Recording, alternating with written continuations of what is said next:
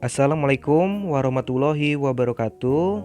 Selamat pagi anak-anakku sekalian. Tetap semangat belajar di rumah dan jangan lupa jaga kesehatan kalian masing-masing. Pada video pembelajaran kali ini kita akan belajar mengenai permintaan, penawaran, pasar, dan harga.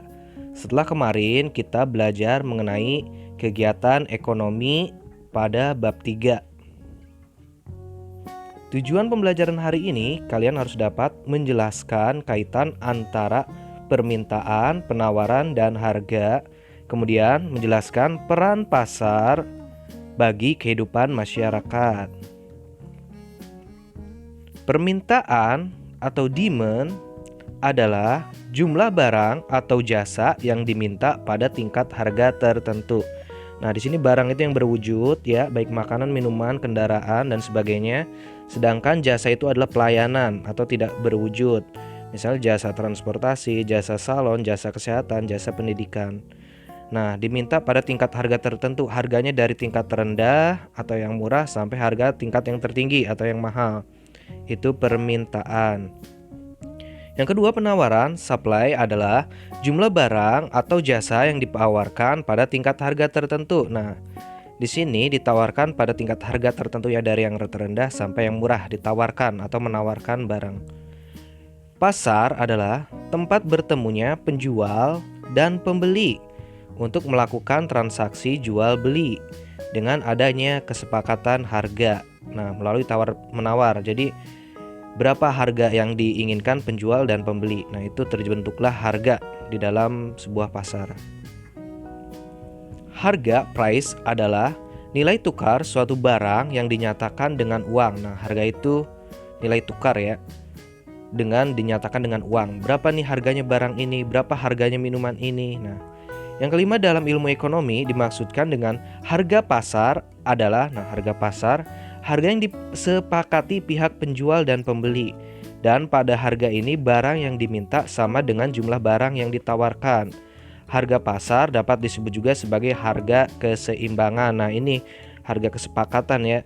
Penjualnya misalnya menjual harga 2.000, pembelinya menawar 1.500, akhirnya disetujui. Nah, itu harga kesepakatan atau harga keseimbangan ya, atau dikatakan utamanya harga pasar. Karena pada harga tersebut ada keseimbangan. Nah, jumlah barang yang ditawarkan dan jumlah barang yang diminta seimbang. Nanti kita pada pertemuan selanjutnya akan belajar mengenai kurva permintaan dan penawaran, dan terbentuklah harga pasar tersebut atau harga keseimbangan. Faktor-faktor yang mempengaruhi permintaan. Nah, apa saja yang mempengaruhi permintaan? Yang pertama ada A, harga barang. Nah, harga barang naik, maka yang diminta berkurang. Nah, atau harganya mahal, otomatis permintaannya rendah ya. Sebaliknya, harganya barang turun, permintaannya banyak. Atau harganya murah, permintaannya barang yang dimintanya banyak. Contoh nih, apabila mulanya harga barang tersebut 1.000 per unit atau satuannya, kemudian naik menjadi 1.500 per unit, ini mempengaruhi jumlah barang yang diminta akan turun. Nah, berarti naik 500 turun. Tetapi apabila harga barang tersebut turun menjadi 500 per unit, harganya turun dari 1.000 jadi 500 ya, maka kemungkinan jumlah yang barang yang diminta tersebut akan bertambah. Nah, semakin murah semakin bertambah. Yang B, pendapatan masyarakat. Nah, pendapatan yang diperoleh seseorang akan mempengaruhi permintaan barang. Jika pendapatannya naik atau penghasilannya besar, maka mempengaruhi jumlah barang yang diminta bertambah. Nah, akan semakin banyak konsumsinya. Sebaliknya, pendapatannya turun atau rendah atau tidak memiliki pendapatan atau tidak bekerja di sini artinya, maka akan sangat mempengaruhi berkurangnya jumlah barang yang diminta atau permintaan akan kebutuhannya. Nah, ini. C, selera masyarakat. Nah, selera ya, keinginannya berbeda-beda. Menyukai suatu barang walaupun harga barang tersebut mahal, maka pembeli tidak menghiraukan adanya kenaikan harga. Nah, apabila selera masyarakat terhadap barang tersebut rendah, maka permintaan barang tersebut juga rendah. Nah, ini. Seleranya tinggi, permintaannya akan tinggi. Tapi masyarakat seleranya rendah, maka permintaan barangnya juga rendah. Nah, itu dia selera. D, kualitas barang. Kualitas barang bagus, harga barang tersebut lebih mahal sedikit dari barang yang sama, maka masyarakat lebih memilih membeli barang tersebut ya. Sebaiknya jika kualitas barangnya buruk, maka permintaan terhadap barang akan berkurang. Nah ini istilah di masyarakat kita adalah murah meriah. Nah ini dari kualitas barang tersebut. Harga barang lain. Banyak sedikitnya jumlah barang yang diminta biasanya dipengaruhi oleh harga barang lain. Nah, harga kopi nih contoh lebih mahal dari harga teh, maka masyarakat cenderung membeli teh. Nah itu pengganti kopi ya, cenderung teh. Akan tetapi kalau harga kopi lebih murah dari teh, bagi mereka uangnya terbatas, maka masyarakat akan membeli kopi yang merupakan pengganti teh. Nah ini jumlah penduduk. Anggota keluarga sangat mempengaruhi jumlah permintaan. Nah, contoh semakin banyak jumlah anggota keluarga kalian, maka permintaannya pun semakin banyak atau kebutuhannya. Begitu juga dengan suatu negara ya, semakin banyak penduduknya maka mempengaruhi permintaan terhadap barang, semakin banyak kebutuhannya. Nah itu. Ramalan masa depan G. Pada saat krisis ekonomi, harga barang cenderung berubah-ubah bahkan naik ya. Akan menambah permintaan terhadap barang kalau diperkirakan harga barang tersebut di masa yang akan datang naik. Nah contoh kalian nih, harga sembako saat krisis bulan depan akan naik diperkirakan gitu, maka akan orang berbondong-bondong akan membelinya. Tetapi jika tidak ada perkiraan krisis atau apapun atau akan langka, maka orang-orang tidak akan berbondong-bondong membeli atau tidak akan ada penimbunan barang. Nah itu, ini ramalan masa depan. Permintaan dapat dibedakan sebagai berikut. Yang pertama atau A, permintaan menurut daya beli konsumen ya, maaf. Satu, permintaan efektif, yaitu permintaan yang didukung dengan kemampuan daya beli. Nah, efektif jadi dia mampu, efektif. Yang kedua, permintaan potensial, yaitu permintaan yang didukung dengan kemampuan daya beli, tapi belum melakukan transaksi. Dia memiliki uang, dia mampu, tapi dia belum melakukan transaksi. Nah, ini hanya sekedar keinginan. Yang B, permintaan menurut jumlah konsumen. Nah, pertama permintaan individual ya atau perseorangan individu. Permintaan dari masing-masing orang terhadap suatu barang. Nah, ini tergantung dari kemampuan masing-masing orang ya. Otomatis kebutuhan atau permintaan seseorang itu satu, si A dan si B itu berbeda-beda. Yang kedua, B, permintaan pasar, yaitu permintaan yang dilakukan oleh masyarakat pada umumnya atau sebagian besar masyarakat. Permintaan itu dapat dihitung dengan menjumlahkan permintaan masing-masing orang atau individu. Nah, ini secara umum ya. Faktor-faktor yang mempengaruhi dalam menentukan penawaran ya, antara lain sebagai berikut. Nah, penawaran itu yang pertama A, biaya produksi. Untuk menghasilkan suatu barang yang diperlukan biaya produksi. Tinggi rendahnya biaya produksi yang dikeluarkan akan menentukan pula harga barang. Contoh, biaya produksi misalnya membuat sepeda motor dengan membuat misalnya makanan itu tentu berbeda ya. Nah itu makanya harga makanan itu lebih murah, sedangkan kendaraan itu atau sepeda motor itu lebih mahal. Ini biaya produksi. Yang B, teknologi. Teknologi digunakan. Nah semakin tinggi teknologi yang digunakan dalam memproduksi barang, maka kualitas dan jumlah barang hasil produksi bertambah. Dan ini berpengaruh pada naiknya jumlah penawaran. Otomatis teknologi misalnya sebuah ponsel itu harganya akan semakin mahal apabila dilengkapi dengan fitur-fitur yang lebih banyak, lebih canggih, ataupun teknologi yang digunakan dalam produksinya itu lebih modern. Nah itu. Yang C, harapan akan mendapatkan laba atau keuntungan ya. Laba itu keuntungan.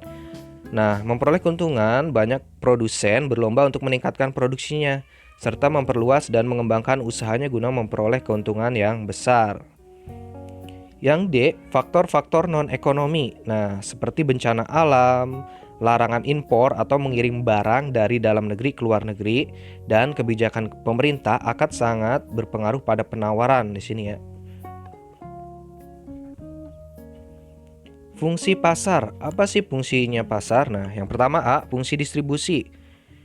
Untuk memperlancar distribusi, nah distribusi kemarin sudah kita bahas adalah menyalurkan barang dari tangan produsen kepada konsumen. Produsen yang menghasilkan barang, menciptakan, menambah nilai guna suatu barang atau jasa. Sedangkan konsumen itu yang memakai, menghabiskan atau mengurangi nilai guna suatu barang atau jasa. Nah itu distribusi ya, menyalurkan barang atau jasa dari tangan produsen ke konsumen. Nah, melalui transaksi jual beli, produsen dapat memasarkan barangnya secara langsung. Contoh, dia membuat ini misalnya kue-kue basah dijual langsung ke pasar. Nah, itu. Atau melalui perantara. Nah, perantara itu dia apa? Menjual bukan barang hasil produksinya sendiri di situ. Yang B, fungsi pembentuk harga. Nah, Pasar mewujudkan kesepakatan harga antara penjual dan pembeli. Transaksi penjual dan pembeli pada mulai melakukan tawar-menawar dan akhirnya terjadi kesepakatan harga. Contoh, penjual menawarkan harga 2.000, kemudian pembeli menawar harga 1.000 dan akhirnya disepakati harga tengahnya atau kesepakatannya 1.500 seperti itu. Yang C, fungsi promosi. Promosi artinya memperkenalkan ya hasil produksi kepada masyarakat. Fungsi ini menjual barang sekaligus memperkenalkan hasil produksi masyarakat kepada masyarakat. Biasanya dipajang di tempat yang terlihat oleh konsumen. Nah, makanya di pasar-pasar itu kadang ada dagangannya di depan ya, dipajang di etalasenya, ataupun ada produk-produk dari produsen besar dia menggunakan spanduk ataupun kertas-kertas iklan ya. Nah, itu. Macam-macam poster. A. Macam pasar menurut wujudnya. Nah, ini wujud fisiknya ya. Yang pertama, pasar konkret adalah pasar nyata. Nah, di sini contoh pasar setiap hari kita kunjungi untuk membeli barang kebutuhan sehari-hari. Di sini ada orang ya, atau ada penjual, ada pembeli. Yang kedua, pasar abstrak, yaitu pasar yang antara penjual dan pembeli dan barang yang diperjualbelikan tidak dapat bertemu langsung di dalam pasar, akan tetapi transaksi dilakukan melalui alat komunikasi barang yang diperjualbelikan. Contoh, membeli pizza melalui telepon dan barang akan diantarkan ke alamat kita. Nah, itu delivery order ya. Atau contoh, sekarang kalian membeli produk bisa menggunakan aplikasi ya, jual beli toko online, misalnya Tokopedia, Bukalapak. Nah, itu sekarang semakin canggih dan bahkan ada distribusinya melalui kurir ya di situ. B. Menurut jenis barang yang berdagangkan. Nah, barangnya yang pertama, pasar barang konsumsi. Nah, barang-barang keperluan sehari-hari. Contoh, pasar ikan, pasar buah-buahan, supermarket atau mall, atau pasar tradisional ya yang banyak kita temui. Yang kedua, pasar barang produksi, yaitu pasar yang menyediakan keperluan faktor-faktor produksi. Contoh, pasarnya pasar tenaga kerja, merupakan tempat tenaga kerja mencari lapangan pekerjaan, dan pasar modal atau Bursa Efek Jakarta ya contohnya. Nah, di sini ada contoh nih. Sumber Business New viva.co.id, gambar bursa tenaga kerja. Di sini banyak pelamar. Nah, ini ya. Pelamar pekerjaan. Di sini terdapat perusahaan-perusahaan yang membuka lowongan pekerjaan. Yang C, menurut luas jaringan distribusi ya, atau penyaluran barang ya. Yang pertama, pasar setempat, pasar yang digunakan oleh masyarakat di wilayah sekitar. Nah, contoh, pasar Klewer di Solo atau pasar Beringharjo di Yogyakarta yang menjual batik hasil di daerah tersebut. Contoh kita nih biasanya ke pasar apa? Pasar Rengas Dengklok. Nah, itu kan berdasarkan wilayah ya setempat. Pasar Bojong di Kedung Waringin ataupun pasar Karawang. Nah, pasar tradisional Karawang. Yang kedua, pasar nasional. Nah, ini cakupannya pembelinya dalam wilayah suatu negara. Penjual dan pembeli dari berbagai daerah di wilayah negara tersebut. Nah, produk yang dijual dibutuhkan oleh masyarakat negara tersebut. Contoh, kita di negara kita ini ada pasar Tanah Abang ya, yang terbesar itu menjual pakaian atau bahan-bahan kain ya, tekstil. Nah, di situ. Biasanya dari dalam negeri atau wilayah nasional berdatangan. Nah, yang ketiga, pasar regional, yaitu pasar yang daerah pemasarannya meliputi beberapa negara dalam satu kawasan. Contoh, ASEAN ya. Wilayah Asia Tenggara. Nah, di sini misalnya saling jual beli padi atau rempah-rempah. Nah, itu hasil suatu negara masing-masing.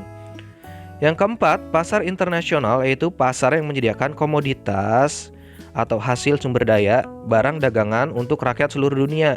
Biasanya komoditi yang dijual merupakan produk-produk yang dibutuhkan oleh seluruh masyarakat. Nah, ini sudah ekspor impornya antar wilayah ya, antar wilayah luar negeri gitu ya, atau ekspor impor.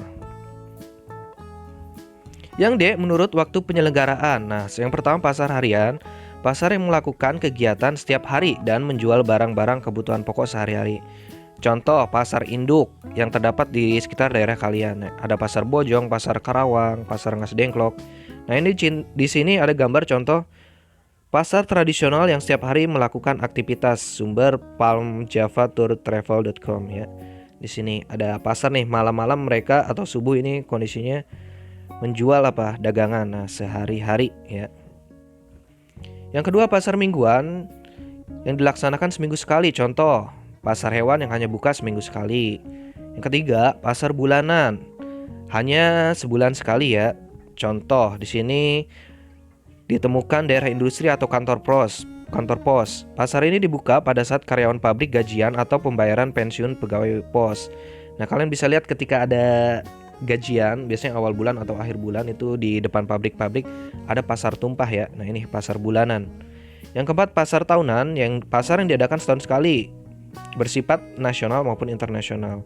Contoh PRJ, Pekan Raya Jakarta, ini ulang tahun Jakarta ya, atau pasar malam sekaten di Solo. Yang E, menurut organisasi atau strukturnya. Pasar persaingan sempurna, yaitu pasar di dalamnya banyak terdapat penjual dan pembeli yang sama-sama telah mengetahui situasi pasar. Barang yang diperjualbelikan homogen atau sejenis. Penjual dan pembeli tidak bebas menentukan harga karena harga ditentukan oleh kekuatan pasar. Contoh, pasar ini pasar sayur mayur, pasar buah-buahan, dan pasar tekstil di Tanah Abang. Nah, ini semuanya sama ya barang yang dijualnya. Yang kedua, pasar persaingan tidak sempurna, yaitu pasar penjual dan pembeli memiliki kebebasan dalam menentukan harga dan jumlah barang yang diperjualbelikan. Dalam pasar ini, penjual dan pembeli dapat mempengaruhi harga. Nah, di sini ya. Pembeli memiliki kebebasan, penjual pun sama memiliki kebebasan dalam menentukan harga. Nah, ini dikatakan sebagai persaingan tidak sempurna. Oke, demikian pembelajaran hari ini. Tetap semangat belajar di rumah. Silahkan catat poin-poin penting atau rangkum materi pembelajaran pada buku catatan IPS kalian. Wassalamualaikum warahmatullahi wabarakatuh.